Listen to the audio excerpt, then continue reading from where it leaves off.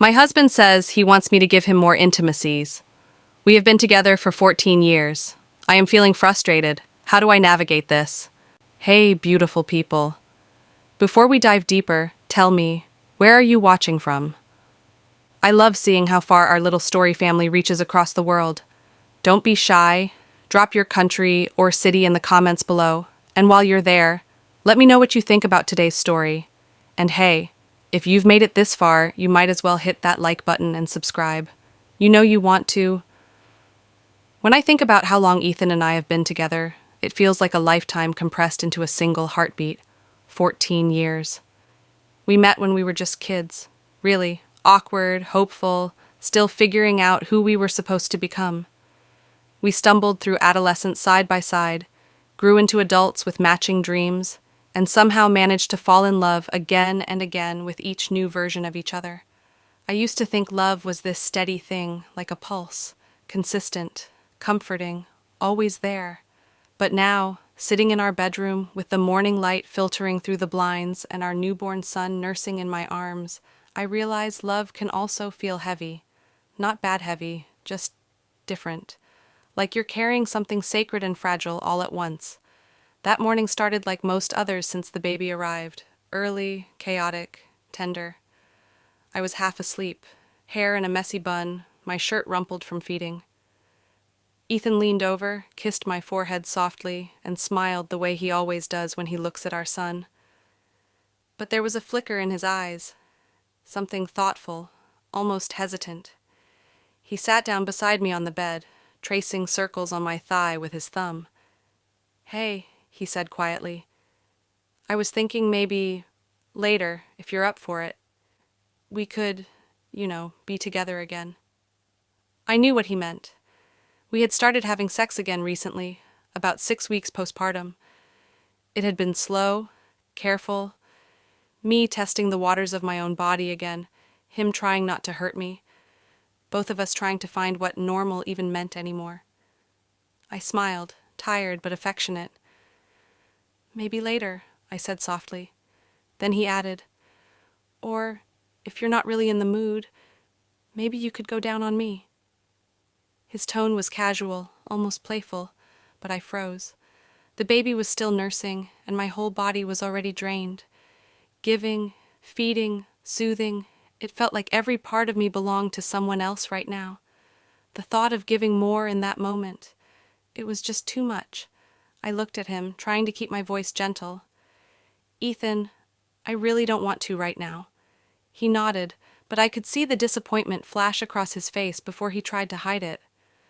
"Yeah, it's fine," he said, but his tone was sharp around the edges, and I felt the room shift.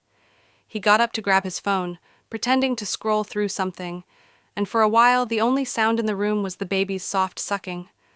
I could feel his mood like static in the air. After a moment he muttered, "I ask all the time, and I never get one." It stung, not because of what he said, but because of the timing. I had just carried his child. My body was still healing, and here he was, sounding like I'd denied him something essential. We didn't talk about it again right away, but the silence stretched through breakfast and into the afternoon like a shadow we couldn't shake. Every time our eyes met, I saw the same frustration mirrored in his expression. Eventually, I couldn't take it anymore. "Ethan," I said as I was folding tiny baby clothes on the couch, "are you seriously in a bad mood just because I didn't go down on you this morning?" He sighed, rubbing the back of his neck. "It's not just that, Hannah. It's that I've been trying to tell you what I want, and it feels like it doesn't matter. This is one thing I want." The words hit harder than I expected. One thing, as if everything else, our shared laughter, our newborn, our intimacy, wasn't enough. He continued, "I give you massages all the time, right? Because I love you, because I want to make you feel good. I just wish you'd want to do something for me too, just because I like it." I stared at him, my throat tightening. "Ethan, massages and blowjobs aren't the same thing," I said quietly. He frowned, frustration creeping into his voice. "Why not?" "They're both ways of showing love, right? But to me, They weren't even in the same universe. One was an act of care and comfort. The other, while intimate and meaningful, was something I wanted to choose freely, not out of obligation. "I don't want to feel pressured," I said, my voice cracking a little. I told myself I would never let anyone tell me what to do sexually, and right now, that's exactly how it feels. He opened his mouth to respond, but I held up a hand. "You have to understand, I'm barely sleeping. My body still doesn't even feel like mine yet. I'm not saying I don't want you. I just don't want to feel like I owe you." The silence between us felt heavier than before. I could see him struggling to understand, to balance his needs with mine. He exhaled slowly, then said, "I get that. I do. But it's not about pressure. It's about wanting to feel like you want me too. Like there's something that's just for me, you know?" His voice softened, and I could hear the sincerity beneath his frustration. "When I give you massages, it's not because I'm expecting something back. It's because it makes me feel good to make you feel good. That's how I see it." I wanted to understand him. I really did, but something inside me felt raw. Maybe it was the exhaustion, maybe the hormones, maybe the deep ache of feeling misunderstood. I knew he wasn't trying to hurt me, but the timing couldn't have been worse. I sat there in silence for a moment, staring at the folded baby onesies in my lap. "So that's it?" I asked softly. "That's the one thing you want?" He nodded, avoiding my eyes. "Yeah. Just that we'd had versions of this conversation before, even before the baby, but it felt different now, more personal, more complicated. My body wasn't just mine anymore, and intimacy had started to feel like something I had to protect." I sighed, trying to keep my tone steady. "Ethan, I do like going down on you, but not right now. Not like this. I don't want it to feel like a chore I have to tick off a list to keep you happy." He looked at me, his eyes tired but soft. "I know. I miss feeling close to you like that. Sex feels mutual, but it feels like something you do just for me." I nodded, understanding but still frustrated. "I get that you have needs, and I want to meet them, I do. But right now, all the energy I have goes into keeping this tiny human alive. Any sexual energy I have left, I want it to be something we share, not something I give away because I have to." He leaned back, staring at the ceiling, silent. The baby began to fuss in the next room, and I took it as my cue to end the conversation.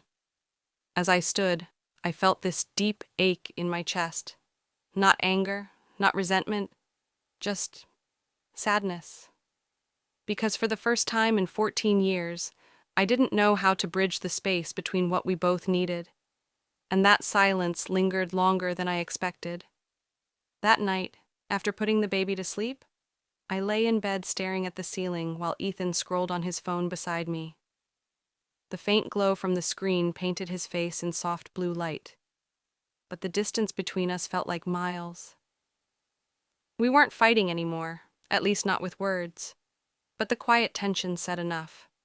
I turned over, facing the wall, and tried to close my eyes. My mind, however, wouldn't stop replaying the day. The disappointment in his voice, the guilt that crept into my chest every time I thought about his request. It wasn't that I didn't understand where he was coming from. I did. We had always prided ourselves on being open about our needs, honest about our desires. But something about this conversation felt different. Maybe because my body still wasn't my own. Maybe because every waking moment since our son was born had revolved around giving, feeding, holding, rocking, healing, loving. There wasn't much left of me to offer after that. When I finally drifted off, it was the baby's cry that woke me. Again. Ethan stirred but didn't move, and I got up quietly, cradling our son against my chest. The floorboards creaked under my feet as I walked him around the room. The moonlight spilled through the blinds, and I could feel my own exhaustion like gravity pulling me down. When I looked down at our baby's small, perfect face, my heart swelled with something close to peace. This tiny life was the best thing we'd ever created together. But as much as I loved this new version of us as parents, I missed us. The couple we used to be before the sleepless nights, before the emotional distance, before the subtle resentment started creeping in. Ethan was a good man, patient, gentle, and loving. But lately, I'd started noticing the small cracks in the way he handled unmet needs. He didn't lash out or say cruel things, but he withdrew. He'd become quiet, avoidant, sometimes passive-aggressive in ways that made me feel like I was failing him. The next morning, I decided to address it. Again. He was in the kitchen making coffee, hair messy, still shirtless. I hesitated at the doorway, then said softly, "Ethan, can we talk?" He looked up, cautious but open. "Yeah, sure." I took a deep breath. "I've been thinking about what you said yesterday. About wanting me to go down on you more." He nodded slowly, like he was bracing himself. "Okay. I need you to know that it's not about me not wanting to please you. I want to make you feel loved. But right now, with everything going on, I feel overwhelmed. It's like I'm constantly giving pieces of myself away. And when you ask me for something that intimate, especially when I'm not in the right headspace, it feels like one more thing I owe you." He set the coffee mug down, his expression softening. "Hannah, I'm not trying to make you feel like you owe me anything. I just miss the connection. I miss how things used to be before everything changed." "I miss it too," I whispered. "But they did change. We changed. I just need you to understand that for now, I'm still healing, in every way." He ran a hand through his hair, exhaling deeply. "I get that. I do. I just—" He paused, struggling for the right words.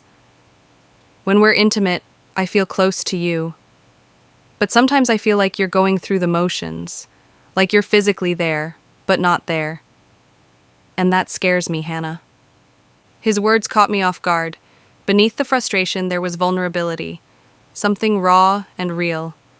I leaned against the counter, thinking carefully. "You're right," I admitted. "Sometimes I am just going through the motions. I love you, Ethan. But lately it feels like my brain never shuts off. Even when we're together, I'm thinking about whether the baby's okay, if I've pumped enough milk, if the laundry's done. It's not about you. It's about how completely drained I am." He nodded slowly, eyes downcast. I didn't realize it was that bad. A heavy silence followed, and for a moment I thought that was the end of it. But then he looked at me, hesitant yet sincere. "Can I tell you something without you getting upset?" "Yeah," I said cautiously. I feel rejected sometimes, not just sexually, but emotionally, like I'm on the outside looking in." The honesty in his voice cracked something open inside me. I had been so focused on my exhaustion, my recovery, that I hadn't considered how the transition into parenthood had affected him too. "I don't want you to feel that way," I said softly. "You're my partner, my best friend. I just need time to find myself again, to feel like me again." He reached across the counter, brushing his fingers against mine. "I can wait," he said. "I just don't want us to lose each other in the process." His words lingered in the air like a promise. I wanted to believe them, to hold on to the idea that we could find our rhythm again. But deep down, I knew this wasn't going to be fixed with one conversation. Over the next few days, things were better in small ways. We talked more. We laughed a little. He helped with nighttime feedings when he could, and I could tell he was trying to show up differently. But every so often, I caught him watching me with that same quiet longing in his eyes, and it made my heart ache. One evening, while we were folding laundry together, he said, "You know what I miss most? The way you used to look at me." I looked up, startled. "What do you mean?" "You used to look at me like I was the only person in the room. Like just being near me made you happy. I know it sounds selfish, but I miss," that I swallowed hard, his words sinking deep. "It's not that I don't feel that way anymore, Ethan. It's just, Everything's different now. My heart's bigger, but my energy is smaller. I love you and our son more than anything, but some days I feel like I'm drowning in love and exhaustion all at once." He nodded, a sad smile tugging at his lips. "I get it. I really do. I just hope we find our way back to each other." I reached for his hand, squeezing it gently. "We will. We always have." But that night, lying in bed beside him, I couldn't help but wonder if love was always enough. Because even though I still loved him with everything in me, there was a quiet distance growing between us, one that words couldn't easily fix. And I couldn't shake the feeling that this was only the beginning of something much deeper, something we weren't ready to face yet. Days turned into weeks, and life fell into a pattern, a rhythm of exhaustion, duty, and small moments of joy. Mornings began with the baby's cries, afternoons were filled with diapers and feedings, and nights blurred into each other like one long, sleepless stretch. Ethan and I functioned like teammates, efficient, cooperative, but slightly disconnected. We laughed sometimes, shared glances that reminded me of who we used to be, but there was a quiet distance between us that I couldn't name. It wasn't coldness, it was something softer, more subtle, like we were each living in our own heads too much. One night, while I was rocking our son back to sleep, I caught my reflection in the nursery window. My hair was messy, my eyes tired, my body still recovering. I looked different. Not ugly, not broken, just unfamiliar, like I'd become someone I didn't fully recognize. And that unfamiliarity didn't stop at the mirror. It had crept into my marriage, too.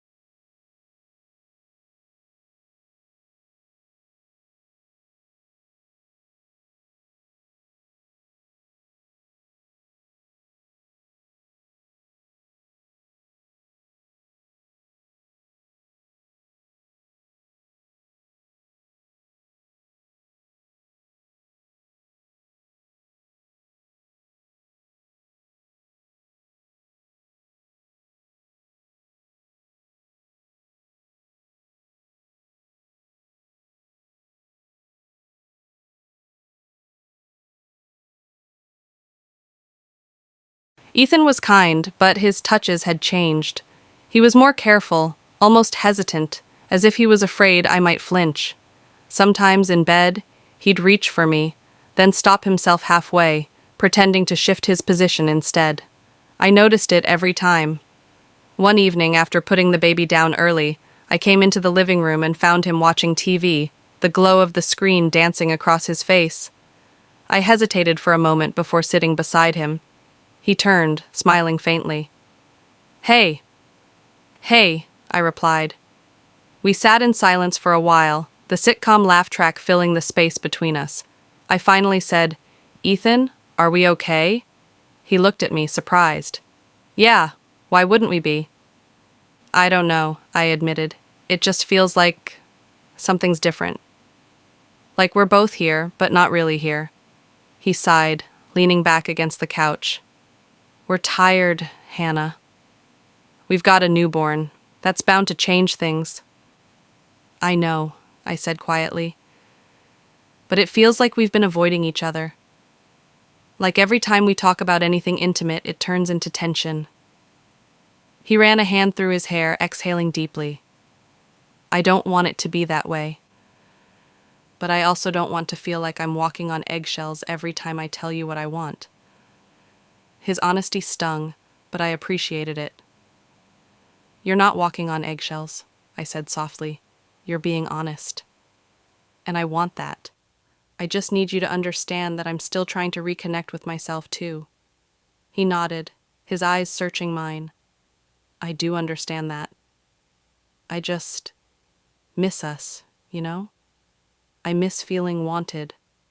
I know it's not just about sex, but it's part of it. I took his hand, tracing circles on his palm. I know. And I do want you, Ethan. I just need to get back to a place where my body and mind are on the same page. Right now, it's like my brain is constantly running in the background, thinking about feedings, bottles, sleep schedules. There's no space left for anything else. He squeezed my hand gently. I get that. I just wish there was something I could do to help. You're already helping, I said, smiling faintly. You're here. You're trying. But deep down, I knew that wasn't enough for him, and maybe it wasn't enough for me either. The next few days passed quietly, almost too quietly. One evening, while I was nursing the baby, I saw Ethan scrolling through his phone, his jaw tight. I asked, "What's wrong?" He hesitated before saying, "Nothing. Just tired." But something in his tone made me uneasy. Later that night, when he went to shower, I noticed his phone still on the nightstand. I didn't mean to invade his privacy, but curiosity got the better of me. I picked it up, then put it right back down. I didn't need to check. The fact that I wanted to was already a red flag. I realized then that what scared me most wasn't losing him physically. It was losing our connection. A few nights later, after another round of exhaustion and silence, we ended up in bed, both wide awake but pretending to sleep. Finally, I whispered, "Ethan?" He turned slightly. "Yeah? Do you ever feel like we're drifting apart?"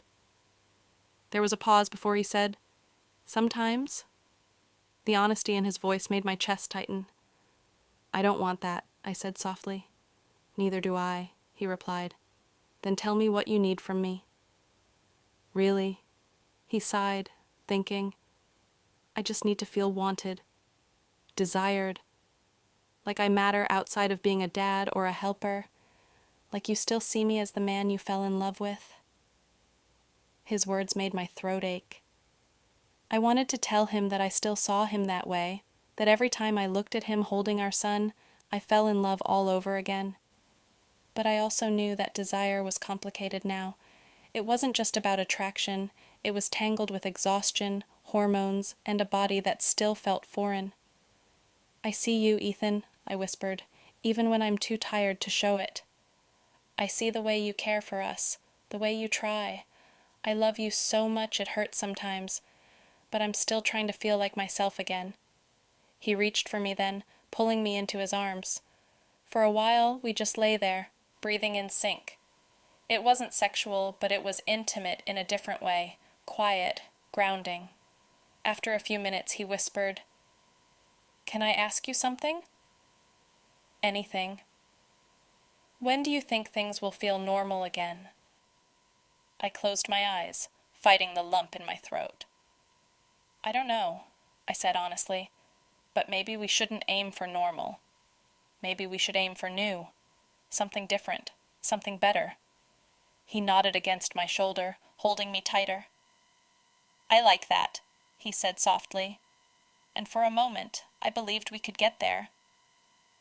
But in the following days, I started to notice the little things again. The way he lingered in the shower longer than usual, the way he avoided eye contact when I reached for him, the quiet sighs when I turned down his advances. Each moment was small on its own, but together they began to feel like cracks forming beneath the surface. Weeks passed, and the air between Ethan and me grew thick with unspoken words. We weren't fighting anymore, but sometimes silence can feel heavier than shouting. It's the kind of silence that says everything you're both too tired to say out loud. Our days were predictable, feeding the baby, changing diapers, cleaning bottles, folding endless piles of tiny clothes.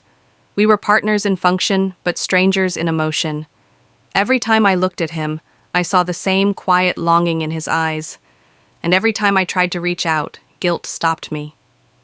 One night, after another exhausting day, I stood by the window in our bedroom, staring out at the streetlights. The baby monitor hummed softly on the dresser. Ethan was lying in bed behind me, pretending to scroll through his phone, though I knew he wasn't really looking at anything. Without turning around, I asked quietly, "Are you happy?" He hesitated. "I don't know," he said finally. "I love you, Hannah. I love our son. But lately, it feels like we're surviving, not living." His words hurt, not because they were cruel, but because they were true. I turned to face him. "I feel the same way," I admitted. "I'm tired. I'm overwhelmed, but I don't want to lose us in this." He sat up slowly, eyes searching mine. "Then how do we fix it?" I took a deep breath, sitting beside him. "Maybe it's not about fixing it," I said. "Maybe it's about finding each other again, without expecting things to go back to how they were. Because they won't. We're different now. Our lives are different." He nodded, silent, but listening. "I know you miss the intimacy," I continued, "and I miss it too. But I need you to understand something. When you ask me for things like that, especially now, it's not just about desire. It's about energy, self-image, and healing. I want you again, Ethan, but I can't force that until I start feeling like me again." He looked at me for a long moment, then said softly, "I didn't realize how much you were holding in." A bitter laugh escaped me. I didn't either. I just kept thinking I had to be strong, be a good mom, a good wife, a good everything. But I'm just tired. He reached for my hand, his thumb brushing my wedding ring. "You don't have to be everything at once, Hannah." I think I forgot that too. I've been so focused on what I've been missing that I stopped seeing what you've been carrying. His voice cracked slightly, and that vulnerability undid me. I felt my eyes sting with tears as I whispered, "I just need you to be patient with me. I'm still trying to put myself back together." He nodded, leaning forward until our foreheads touched. "Then I'll wait. However long it takes." It was such a simple promise, but it felt like the first real breath I'd taken in months. That night, we didn't have sex. We didn't even kiss for long, but we held each other until the morning light started to creep through the curtains. And for the first time in what felt like forever, I didn't feel like I was giving too much of myself away. I felt safe. In the days that followed, we began rebuilding, not with grand gestures, but with small, intentional acts. Ethan started taking over a few nighttime feedings without being asked. I began letting him hold me again, even when it didn't lead anywhere physical. We talked more, not just about the baby, but about dreams, fears, and the little things that used to make us laugh. One evening, while we were sitting on the couch after putting the baby down, he leaned over and kissed my shoulder. "You look beautiful," he said softly. I smiled, shaking my head. "I look exhausted," he chuckled. "You look like someone who's been through hell and came back stronger." That's beautiful to me. His words hit deeper than any compliment ever had. For the first time, I didn't feel like a mother or a wife. I just felt like me. That night, something shifted. There was no pressure, no expectations, just warmth. When we finally made love again, it wasn't about trying to reclaim what we had. It was about rediscovering each other. Every touch felt patient, every breath unhurried. It wasn't passionate in the way it used to be. It was something gentler, more sacred. Afterward, we lay in silence, his hand resting over mine. I turned to him and whispered, "Thank you for waiting." He smiled, eyes half closed. "I told you, however long it takes." As I watched him drift to sleep, I thought about how love changes. It's not always about butterflies or passion. Sometimes it's about the quiet moments, the forgiveness, the effort, the willingness to try again even when things feel broken. I knew there would still be hard days ahead. We'd still argue, we'd still miscommunicate, but we'd also keep choosing each other, again and again, through every version of who we became. Because real love, I realized, isn't about constant desire. It's about constant devotion. Thank you.